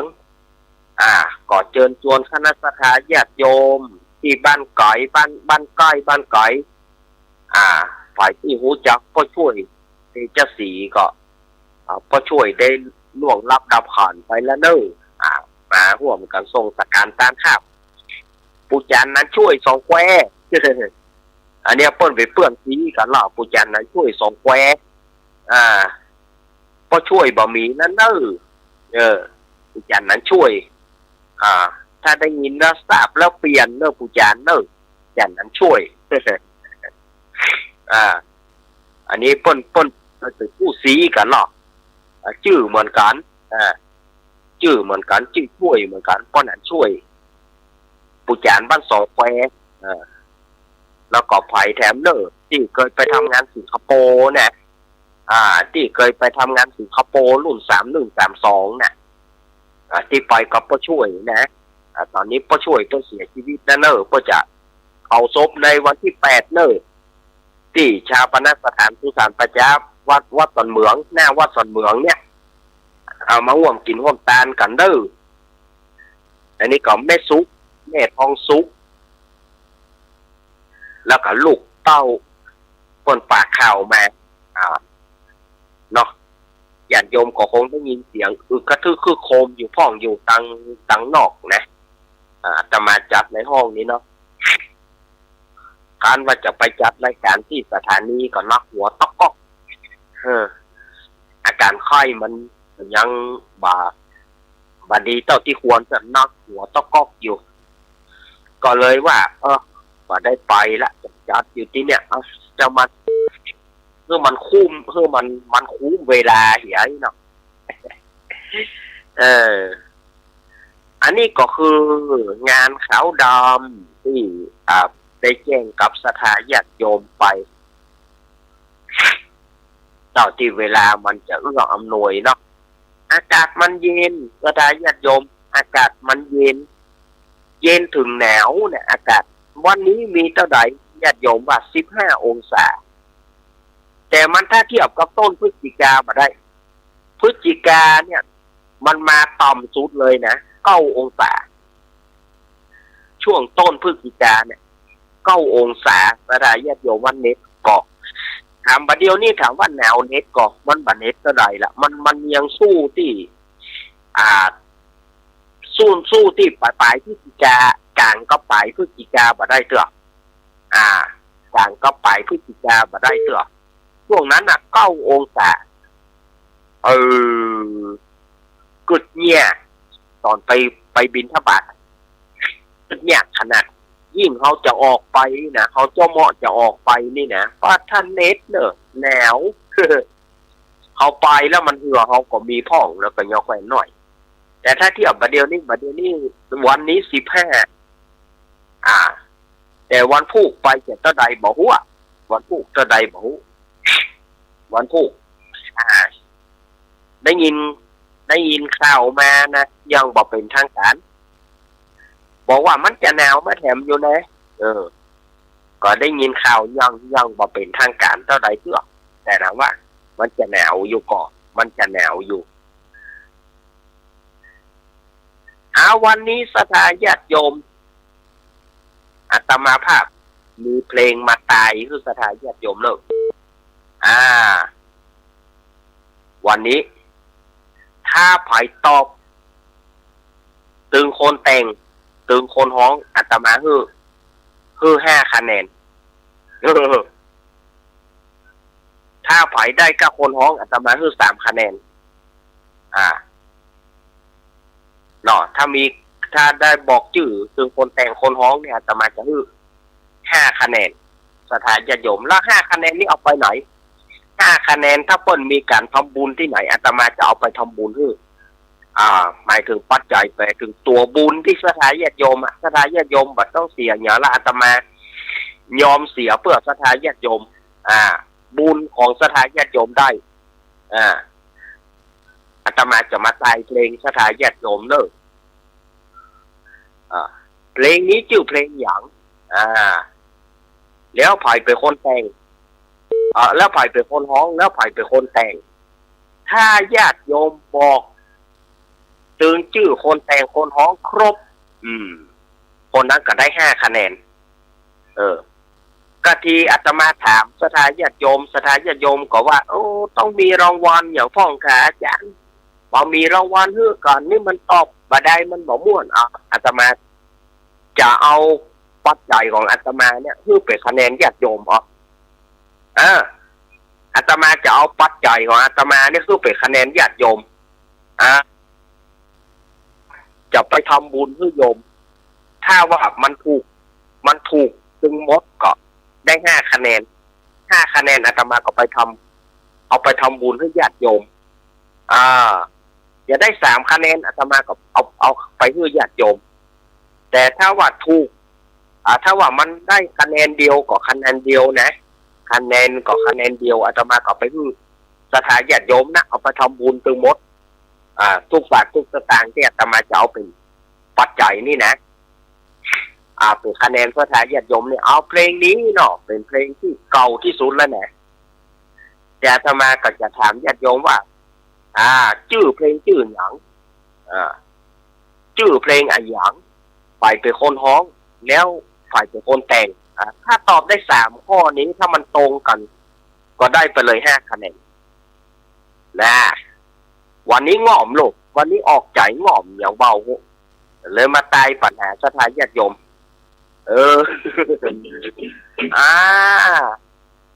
จะตอบปัญหาสถาญาติโยมเลยเอาแล้วนะเองขึ้นแล้วนะ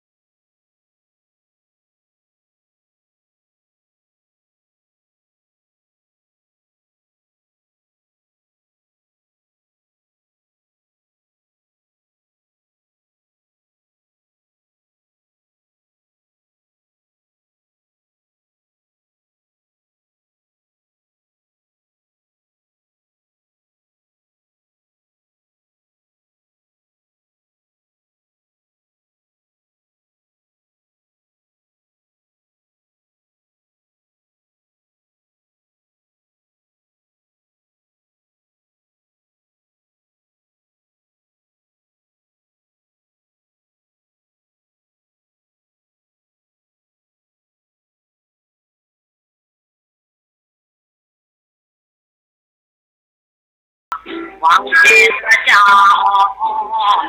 เมื่อพี่ได้รับจดหมายที่น้องส่งไปถึงที่หน้าบ้านเลข654สำนักงานวงดนตรีวันก่อนรีบอ่านด้วยความดีใจวันที่สีปลายงานเสกสรรของวันหวานถึงว่าน้องที่ถึงอารอนมันเป็นเวลาปีที่พี่จะกลับจากน้องไม่เคยลืมเลือนจากสมองยังรักยังน้องเหมือนก่อนถึงจากไปนานแสนนานนี่กลับมาบ้านครั้งเพื่อสร้างสวรรค์กับดนตรีสีไพรน้องมางอน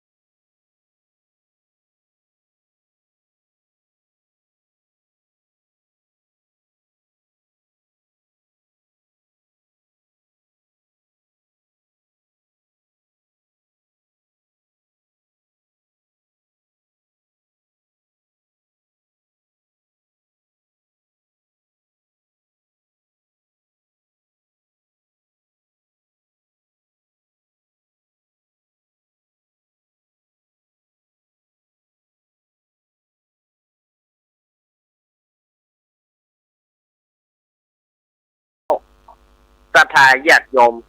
สาธุชนทั้งหลายอาตมาจะถามปัญหาละอาตมาจะถามปัญหาว่าเพลงนี้ชื่อเพลงอันหยังอาตมาจะถามปัญหาศรัทธาญาติโยมนะเพลงนี้ชื่อเพลงอันหยังข้อกอไก่แม่ยอดตองขอไข่น้องสีไพรคอควายแม่ขนตางอน แล้วก็งองูแม่ดอกไม้เพลิง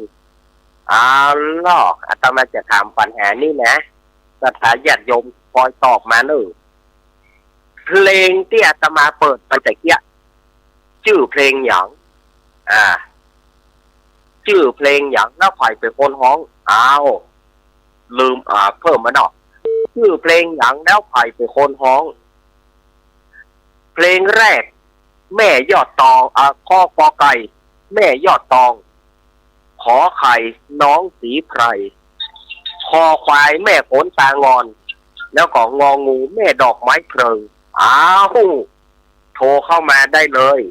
อาตมาเปิดสายละ0837611775 0837611775กอไก่แม่ยอดตองขอไก่น้องสีไพรคอควายแม่ขนตางอนงองูแม่ดอกไม้เพลิงนี่เหรอเจริญพรยายพร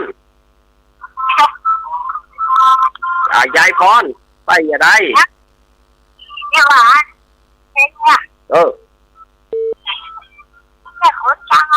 แม่ขนตางอนของใช้เมืองสิงห์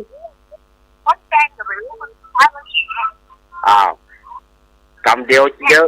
เดี๋ยวถ้าฟังท่านอื่นเนาะเดี๋ยวถ้าฟังท่านอื่นเนาะม่นเนาะยายพรก็จะมีป่วยหลวงเมื่อใดครับยายพรก็จะมีป่วยหลวงเมื่อใดครับกุมภา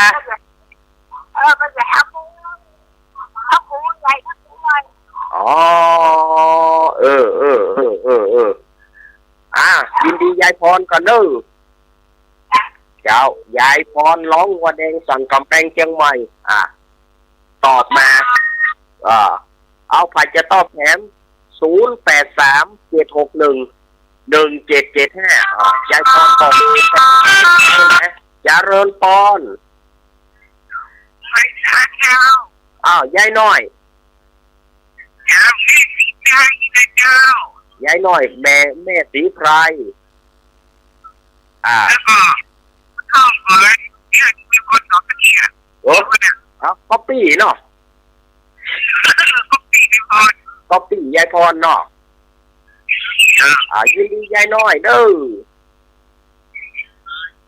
ยินดียายน้อยยายน้อยยายน้อยจัดนัดบ้านดอนเอาเล่นก๊อปปี้เลยค่ะยายน้อยสายต่อไปตอบเข้ามา0837611775เพลงนี้ชื่อเพลงอะไรใครเป็นผู้ร้องกอไก่ชื่อเพลงว่าแม่ยอดตอง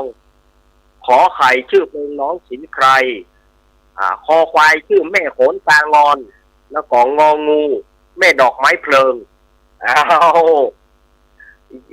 ยายพรนี่ยายพรตอบมาแล้วก็ไปจะตอบมาแถมไอเอกแม่เอกพะเยามาไอเอกพะเยาพอหลงคงป่าสร้างมาพอหลงคงกับไอเอกหนิมผาดกันอ่ะพอหลงคงกับไอเอกหนิมผาดเน่พอหลวงพงบ้านแซมมาเลยพอหลวงพงบ้านแซมกับไอเอกนี่นะถ้าตอบเปี้ยเลยเนาะมาเนอะพอหลวงพงเนอะมาฝ่ายจะตอบแถมเพลงนี้ชื่อเพลงอะไรใครเป็นผู้ร้องและใครเป็นผู้แต่งเอาล่ะมีก็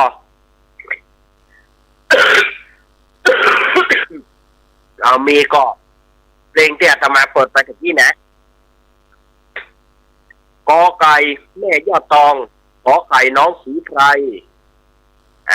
คอควายแม่โขนตางอนแล้วก็งองูแม่ดอกไม้เพลิง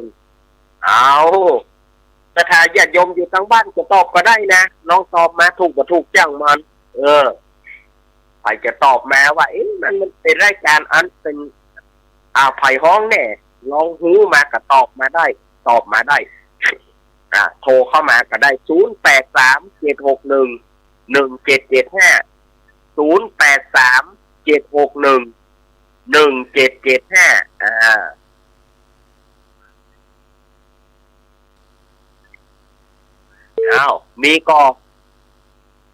ีก็โทรเข้ามา1 2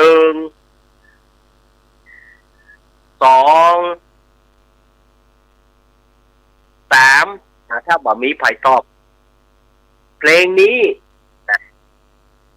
ชื่อเพลงว่าแม่โขนตางอนข้อคอควายเนอะถูกต้องนะข้อคอควายถูกต้องเลย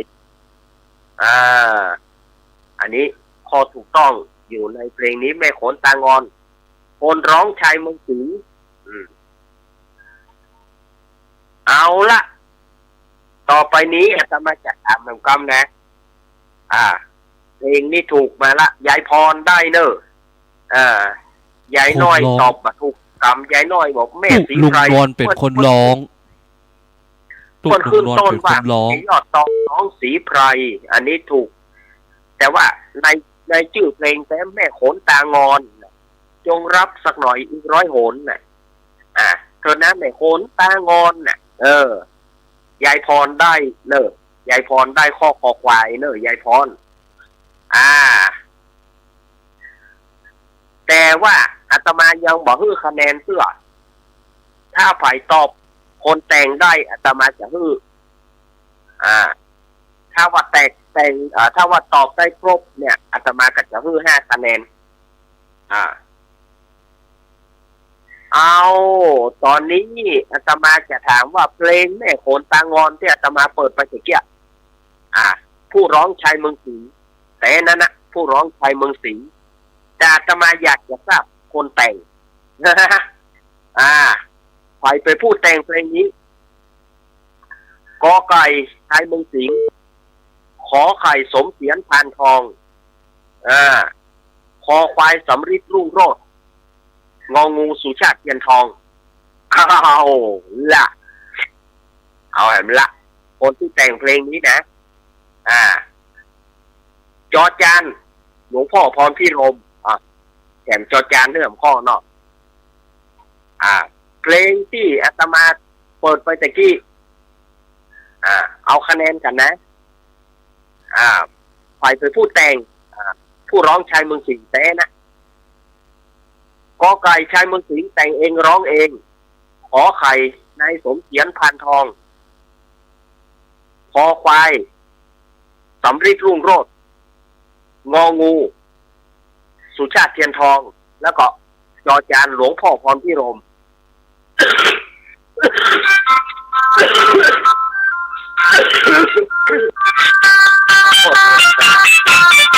จาเริญปอนครับภาษาสมเด็จนะครับผมไอเอกมาแล้วที่ผมจะฟังครับผมก็คุณผู้ฟังที่ผมบอกว่าเสียนพันทองคุณเอง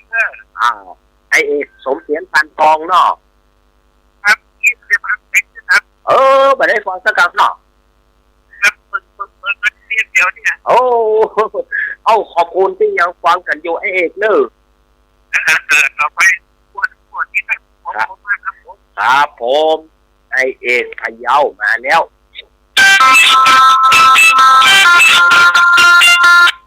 เจริญปอนมังมูเจ้าชายที่ชอบเจ้าเป็นหน่อยเจ้ายายหน่อยจัดมาตอบสุชาติเทียนทองเอาละแจกคะแนนกันไปเวลาเต้ามันก็ไม่ได้เต้าตัวกันเวลาเต้ามันก็ไม่ได้เต้าตัวกันต่อไปไปที่จะตอบเพลงนี้เพลงแม่โขนตางอนขับร้องโดยชายเมืองสิงห์อาตมาอยากจะถามว่าผู้แต่งเพลงนี้คือใครกอไก่ชายเมืองสิงห์แต่งเองร้องเองขอไข่สมเสียนพานทองคอควายสุชาติเทียนทองคอควายสำริดรุ่งโรจน์งองูสุชาติเทียนทองแล้วก็จอจานหลวงพ่อพรพิรมแถมใครจะลองโทรมาก็ได้หรอกนักฟังรายการเก่าใหม่โทรมาก็ได้0837611775ตอบเข้ามาตอบเข้ามาคะแนน1คะแนนก็มีค่านะ1คะแนนก็มีค่ามาเลยสถาญาติโยมลองตายเข้ามาถูกผิดบอกว่าครับมีอยู่ก็มีก็ลองตายมาไม่เพนแม่เพนคนสู้ชีวิตแม่รีต้นเป้าเนี่ยแม่รีฟังกันอยู่ก็แม่กรกมลฟังกันอยู่ก็เนี่ยเสียดายตังลำปางเนอะตังลำปางนี่แม่สมบูรณ์แม่สมบูรณ์บ้านไร่กีราทองนี่นะเอาเพราะเปิ้นเป็นนักฟังรายการเก่าๆเหมือนกันนะแม่สมบูรณ์บ้านไร่กีราทองนี่แต่ว่าสถานีวิทยุวิทยาลัยสงฆ์นครลำปางเปิ้นยังเข้ามาได้เชื่อถ้าแม่สมบูรณ์มีนี่แม่สมบูรณ์เนี่ยได้ยินแน่นอนเพลงนี้แม่สมบูรณ์นี่ก็มาแค่ย่อยๆมีก็มีโทรเข้ามา0837611775ไอเอกขนาดว่ามาบัตรตอนยังว่าเปิดมาฮับเปิดมาโทรศัพท์เข้ามาตอนท่วงทีอยู่นะไอเอกเนาะสุดยอดไอเอกพะเยาอันนี้ก็คือหนึ่งในทีมงานธรรมะขายเทียดปอลงพงเนี่ยปอลงพงบ้านแป้งยาเริญปอนหลวงตาแล้วมาสการครับวิ่งออกมาแล้วหลวงตาก็จะออกรายการครับผมครับ